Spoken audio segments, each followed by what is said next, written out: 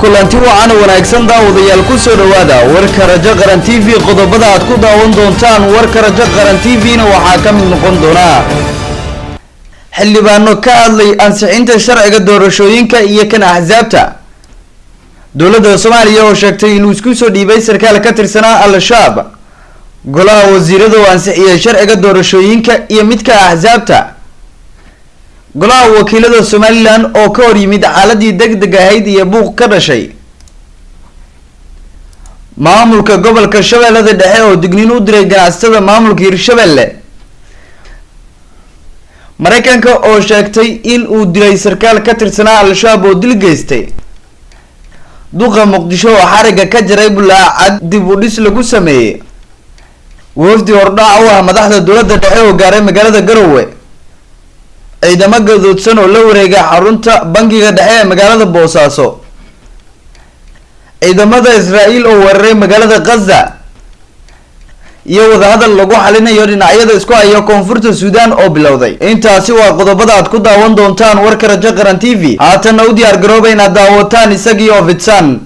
taariikhdu waxa ay tilmaamaysaa labada bisha shanaad sanada 2019 aynu ku bilownay daawadayaal waxaa magaalada Garowe ee gobolka Nugaal gaaray wafdi hordhac ah madaxda ugu sareysa ee dowladda Soomaaliya wafdiga tagay Garowe ayaa waxa kamid ah saraakiil ciidan wasiiro iyo xildhibaano ka tirsan labada gole ee dowladda ammaanka magaalada Garowe ayaa aad loo adkeeyay iyadoona wadooyinka lagu arkayo ciidamo aad u fara badan kuwaasi oo baaraya gaadiidka isticmaala wadooyinka soo gala madaxtooyada magaalada Garowe ayaa la filayaa in gaaraan madaxweynaha Soomaaliya Maxamed Cabdullaahi Farmaajo رئيس الوزراء حكومة فدرالك الصومالية حسن علي قيري يؤمن كترسن مدحدة دولة goboleedyada madaxweynaha maamulka Puntland Saciid Cabdullaahi Deni ayaa maalmo ka hor waxa uu ilaamiyay in uu ka furmo magaalada Garowe shir kaasi oo u dhaxeeya madaxda dowladda dhexe iyo kuwa maamul goboleedyada ka jira dalka iyadoona maanta lagu waday in shirkaasi uu qabsoomo inkastoo uu maanta baaqday shirkaasi shirka u dhaxeeya madaxda dowladda federaalka iyo kuwa dowlad goboleedyada ayaa la filayaa inuu qabsoomo maalinka Sabtiga ee soo aadan dhinaca kalena dowladda Soomaaliya ayaa sheegtay inuu isku soo dhiibay sarkaal ka tirsan al-shabaab Yuusuf Axmed Caddo oo al-shabaab u qaabilsanaa qaybta qaraxyada ayaa maanta isku soo dhiibay ciidamada xoogga dalka gaar ahaan kuwa ka howlgala magaalada Garbahare ee xarunta gobolka Gado sida ay baahisay warbaahinta dowladda Yuusuf oo xiriir kala duwan la soo sameeyay saraakiisha ciidamada iyadoona ay u suurta gashay inuu soo gaaro oo iska soo dhiibo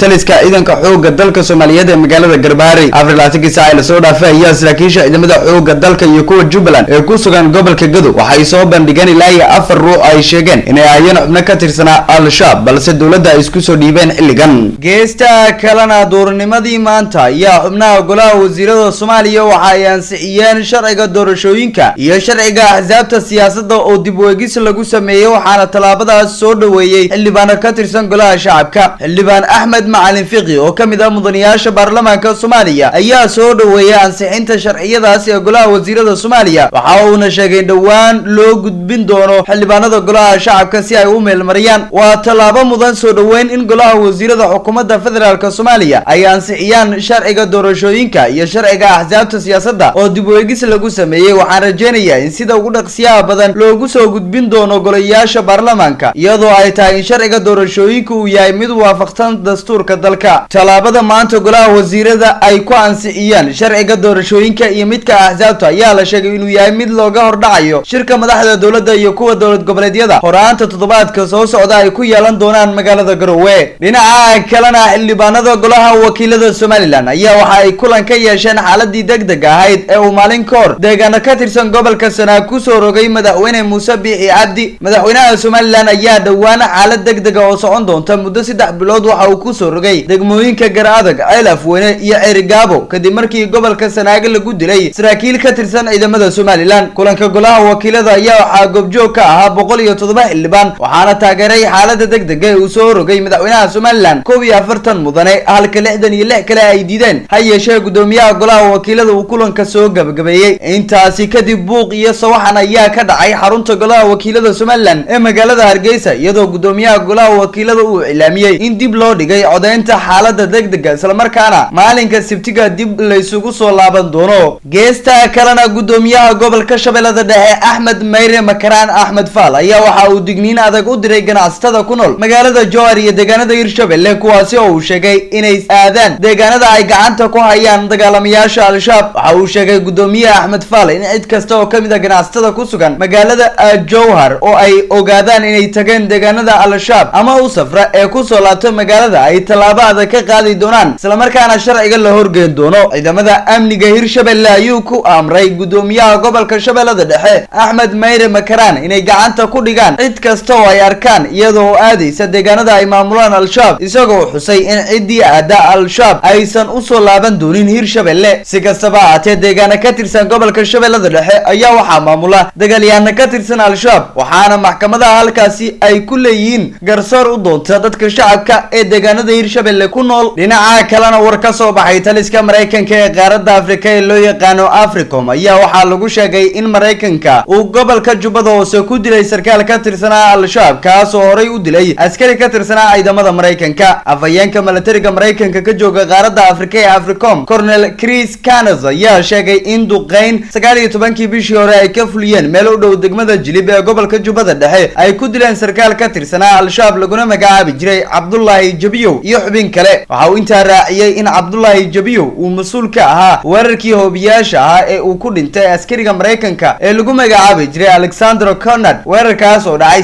8 bishii June ee sanadkii 2018 askariga ka tirsanaa ciidamada Mareykanka ee weerarkaasi hoobiyaasha lagu dilay ayaa waxaa magaciisa uu ahaa Saddex Alifle Alexandro, waxa uuna ka mid ahaa ciidamada erka ee dowladda Mareykanka. ciidamada Mareykanka ayaa sidoo kale shaaciyay in sanadka 2019 ay kordhiyeen weerarada dhinaca cirka isla markaana Soomaaliya ay ka fuliyeen 33 weerar oo ay ku dhinteen in ka badan 300 oo xubnood oo ka tirsan dagaalamayaasha al-shabaab. geesta kalena kadib kulan aan caadi ahayn oo ay magaalada Muqdisho xubnaha golaha wasiirada Soomaaliya ay ku yeesheen ayaa waxa ay ku ansixiyeen sharciga doorashooyinka iyo sharciga axsaabta siyaasadda oo dib u eegis lagu sameeyay. siyaasiyiinta Soomaaliyeed iyo qeybaha kala duwan ee bulshada ayaa si aada isha waxa ay ugu hayeen sharciga doorashooyinka ee la ansixiyay walow weli ay harsan tahay nooca doorasho ee dalka ka dhacaysa. kulanka golaha wasiirada ayaa waxaa shir gudoominayay ra'iisul wasaaraha xukuumadda federaalka Soomaaliya Mudane Xasan Cali Kheyre, waxaana ay goluhu si aqlabiyad leh u meelmariyeen sharciyada doorashooyinka iyo axsaabta siyaasadda. labadan sharci oo muhiim u ah dalka ayaa waxaa la horgeyn doonaa xildhibaanada labada aqal ee baarlamaanka Soomaaliya si ay u ansixiyaan kadibna uu u saxiixo madaxweynaha Jamhuuriyadda Federaalka Soomaaliya Maxamed Cabdullaahi Farmaajo. dhinaca kalena gudoomiyaha gobolka Banaadir ahna duqa magaalada Muqdisho Cabdiraxmaan Cumar Cismaan Yariisow ayaa waxa uu xariga ka jaray bulaacada lambar 4 oo ka tirsan degmada Waaberi oo dib u dhis lagu sameeyay. bulaacadaasi oo ay horey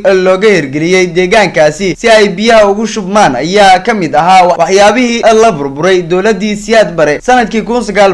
1991 balse haatan uu gobolka Banaadir dib u habeyn iyo dayactir ku sameeyay. waxaana xariga ka jaray gudoomiyaha gobolka Banaadir ahna duqa magaalada Muqdisho. gobolka Banaadir ayaa waayahanba laga waday barnaamijyo lagu horumarinayo bilicda iyo nadaafadda magaalada madaxda dalka ee magaalada Muqdisho. geesta kalena wararka naga soo gaaraya magaalada Garowe ee xarunta gobolka Nugaal ayaa waxa ay sheegayaan in ciidamo ka tirsan kuwa dowlad goboleedka Puntland isla markaana gadoodsan ay la wareegeen xarunta bangiga dhexe ee magaalada Boosaaso. ciidamadaas ayaa waxaa la sheegay in xilligan ka cabanayaan mushaar la'aan soo wajahday, sidoo kalena xilligii ay xarunta la wareegayeen ay rideen rasaas fara badan taas oo sababtay inay istaagaan isu socodkii ganacsiga iyo dadweynaha ee xarunta bangiga ka agdhawaa. intaasi kadib saraakiil ka tirsan ciidamada Puntland ayaa tagay xarunta bangiga oo ay la wareegeen ciidamada gadoodsan iyagoo ku qanciyay inay dib ugu laabtaan halkii ay ka yimaadeen isla markaana mushaaraadkooda ay heli doonaan sida uu sheegay mid ka mid ah saraakiisha ciidamada. wararkii ugu dambeeyay ee haatan laga helayo magaalada Boosaaso ee xarunta gobolka Bari ayaa waxa ay sheegayaan in xaaladdu ay tahay mid degan isla markaana ay dib u bilowdeen howlihii shaqo ee bangiga dhexe ee magaalada Boosaaso. waa markii labaad oo ay gadoodaan ciidamada ka tirsan maamulka Puntland tan iyo markii la doortay madaxweynaha Puntland Saciid Cabdullaahi Dani, waxaana horey u gadooday ciidamada Puntland ee ku sugan deegaanka Galgala ee gobolka Bari walow markii dambe dib loo celiyay. halkaad warkaasi ka daawanaysaan waa Rajo Qaran TV.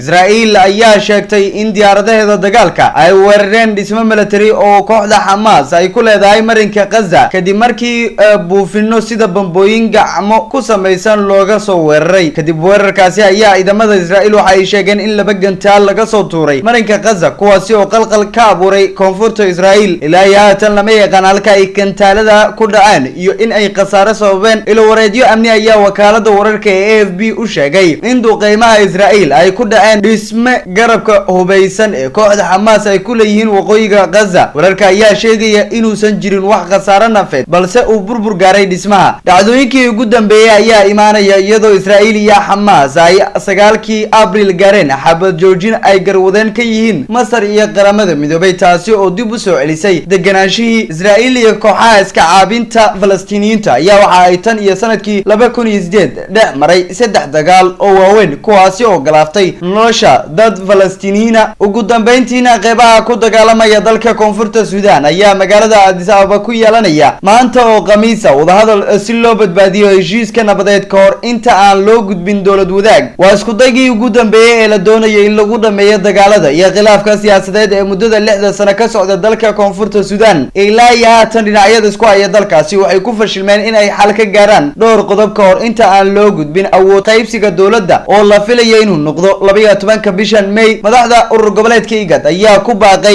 in kulan 2 cisho loo qabto dhinacyada isku haya koonfurta Suudaan si loo helo qariirad nabadeed oo lagu dhiso dowlad wadaag. madaxweyne Salva Kiir, hogaamiyaha mucaaradka Riek Machar iyo kooxaha kale ayaa marar badan ku fashilmay inay gaaraan xalka madambeys oo lagu soo afjarayo dagaalada sokeeye ee muddada dheer ka soconaya dalka koonfurta Suudaan. guudaan akhyaari warkii aad ka daawanayseen Rajo Qaran TV waanageynta. si aad u heshaad buuxi warar ay ku soo kordhagayo Soomaalida iyo daafaha caalamka, subscribe saaro Rajo Qaran TV.